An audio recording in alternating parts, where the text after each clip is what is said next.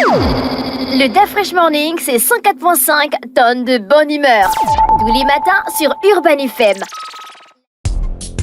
Sur les 104.5 Urban FM, la station Urban avec Mosley, bonjour. Bonjour Dafresh, bonjour tout le monde, bonjour René Bonjour. Alors, ce matin, on parle de quoi en politique? Ce matin, on parle des catastrophes naturelles. Ah, d'accord, c'est déjà un sujet politique. C'est un sujet politique. Les catastrophes naturelles. Oui. Donc, ça y va de donc tout ce la qui tourne. Constitution, c'est un sujet environnemental. Qu'est-ce que ça? Quel parallèle? Je ne comprends pas ton parallèle. Pourquoi? Non, vas-y, on Peut-être t'écoute. parce qu'il y a le plan d'urgence lancé par le gouvernement. Ah bon, hein? Au-delà du plan d'urgence lancé par le gouvernement, il faut savoir qu'au mois d'octobre 2022, dans le magazine Enoromi, j'avais fait un édito. Et dans l'édito, je parlais effectivement des catastrophes naturelles, mais en disant politisons les catastrophes naturelles. Pourquoi? Parce qu'il vous souviendra que l'année dernière, à la même période, du moins dans les circonstances qui sont les nôtres aujourd'hui et toujours au PK8, on a eu un éboulement qui avait causé la mort de quelques citoyens, mais également causé d'énormes dégâts. Et lors de cet éboulement, il y a eu le couple présidentiel qui a fait le déplacement accompagné de tout l'exécutif de l'ancien couple présidentiel dont Ali Bongo et Sylvia Bongo Ondimba avaient fait le déplacement du PK8 pour aller rencontrer les populations sinistrées et discuter avec elles de comment on allait procéder pour pouvoir arriver à leur porter secours ou à les indemniser.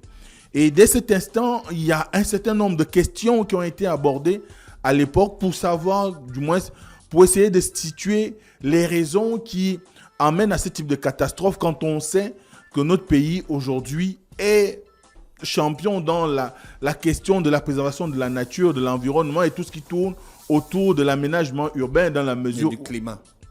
Et du climat.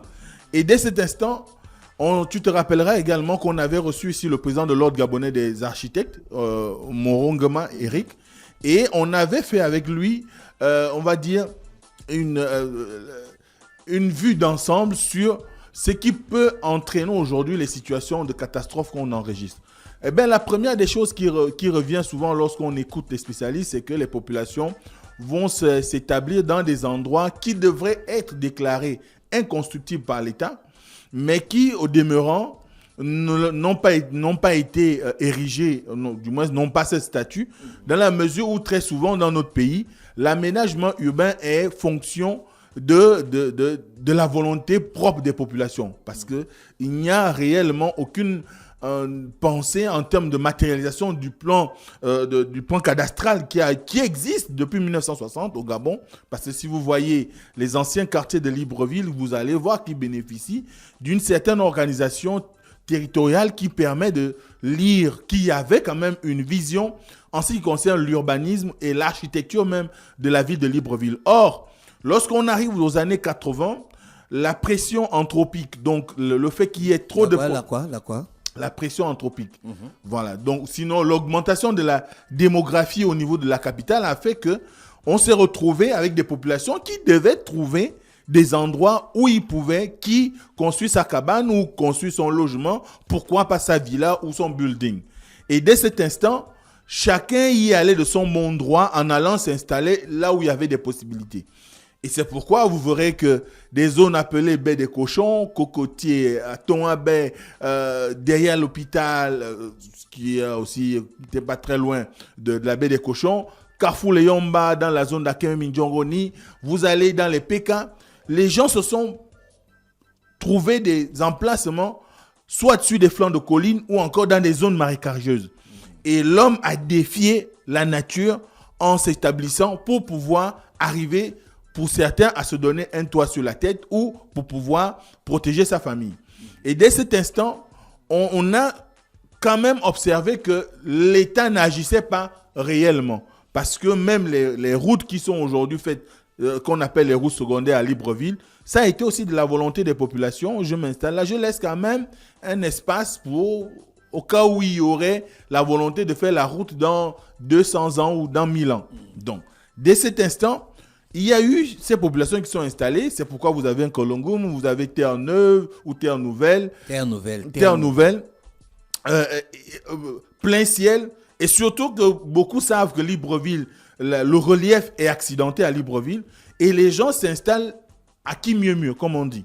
Et c'est ce qui, premièrement, donne souvent raison lorsqu'on étudie les raisons qui conduisent souvent à ce type de situation. Mais il y a une véritable raison aussi, c'est qu'il y a l'environnement.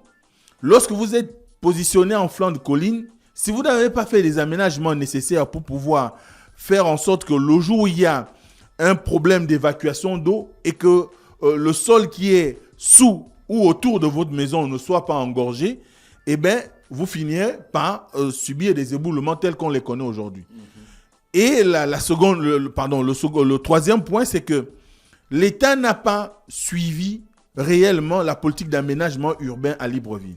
Et c'est ce qui crée tous les désordres qu'on constate. Et malheureusement, ça entraîne des pertes en vies humaines comme celle qu'il y a eu hier à la suite des fortes intempéries. J'ai lu et j'ai écouté aussi un spécialiste qui était invité à Gabon Télévision et qui disait que Libreville, la région de Libreville, en réalité, c'est 3 mois de saison sèche, en grosso modo, sinon c'est 2 mois et demi. Mais cette année, on a enregistré 5 mois de saison sèche. Et 5 mois de saison sèche ou de pluie? Non, de saison sèche. Parce que la saison sèche, de ce qu'il a dit, a commencé au mois de mai et s'est achevé pratiquement mi-octobre. Et dès cet instant, ça a créé des situations de fragilisation du sol. Et vous savez que lorsque le sol, du moins la terre devient comme de la poudre, elle ne retient pas en réalité de l'eau. Et ça forme des boues. Et ce sont ces boues-là qui, n'ayant pas des endroits où s'accrocher ou n'étant plus accrochés à quelque chose, eh bien, dévalent les collines ou encore les vallons qu'on connaît à travers Libreville. Et c'est pourquoi on enregistre ces catastrophes aujourd'hui. Et c'est la raison pour laquelle aujourd'hui, il faut que la question des catastrophes naturelles, leur prévention, leur gestion et, in fine, la capacité à pouvoir mobiliser les ressources pour pouvoir reloger ou indemniser les populations doit être au cœur des politiques publiques. Or, c'est vrai, on annonce depuis des années, des 14 dernières années, on nous a toujours annoncé ce type de plan d'urgence. On va reloger les populations, on va créer les conditions pour qu'il y ait un chemin directeur de l'aménagement de la ville de Libreville qui ne voit jamais le jour ou qui n'est jamais implémenté. Peut-être qu'il existe dans les casiers des spécialistes au ministère de l'Habitat et du Cadastre, mais nous, les citoyens, on ne le voit pas.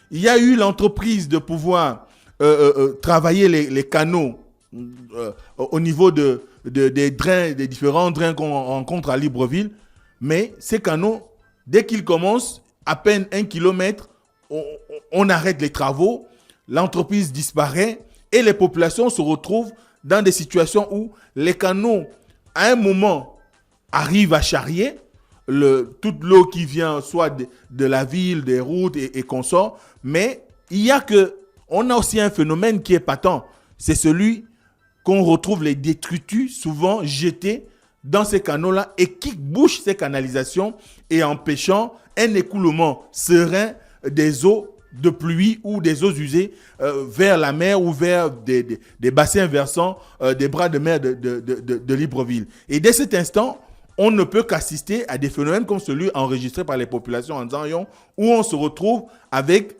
des canaux exempts, parce qu'il faut savoir qu'il y a un canal qui a été fait au niveau de la nouvelle cité en Nzanyon, mais si l'on est arrivé à la situation où il y a eu cette inondation, sûrement que les 1 km 300 qui restent à achever pour faire en sorte que ce canal puisse déboucher à la mer, eh bien, ou au bras de mer, ne sont pas traités. Et s'ils ne sont pas traités, s'il y a un ensemble d'éléments qui obstruent la bonne circulation de l'eau, la seule issue, c'est que l'eau va chercher la route. Et en cherchant la route, elle est obligée de transborder. Et transborder sous-entend très souvent l'inondation.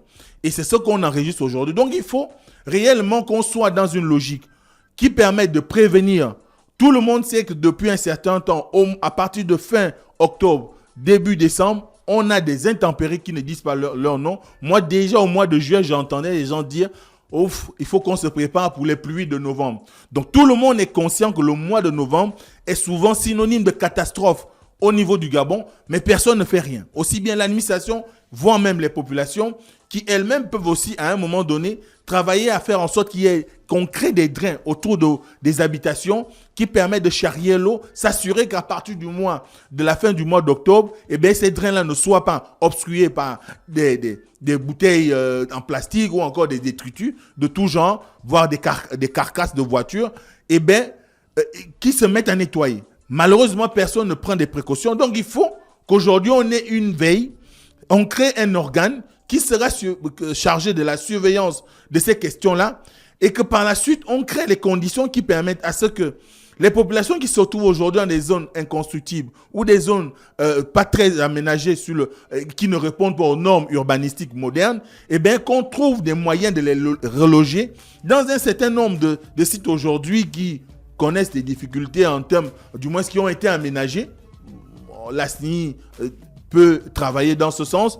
On a les anciens sites de la SNLS aussi qu'on peut mettre à disposition pour permettre à ce qu'il y ait un travail efficient qui soit fait en matière d'urbanisme et en matière d'aménagement urbain pour permettre à ce qu'on puisse régler une bonne fois, peut-être pas pour toutes, mais momentanément, cette question-là qui pourrait causer plus de pertes humaines que ce qu'on enregistre aujourd'hui. Hier, c'était une personne. Avant, l'année dernière, c'était à peu près 3 ou 4 personnes d'une même famille. Et que sais-je, peut-être demain, on pourra enregistrer la disparition de tout un quartier. Et que fera-t-on? Serons-nous toujours dans les discours? Il faut prendre le taureau par les cornes et être dans la prévention pour permettre à ce qu'on ne puisse pas enregistrer ce type de catastrophe dans notre pays. Merci, Mosley, avec nous ce matin sur les 104.5 Urban FM, la station urbaine dans Luda Fresh Morning. On s'est dit bye bye, on se retrouve demain lorsqu'il sera exactement 7h en mode old school. Voici l'horoscope des auditeurs. Le Da Fresh Morning, c'est 104.5 tonnes de bonne humeur. Tous les matins sur Urban FM.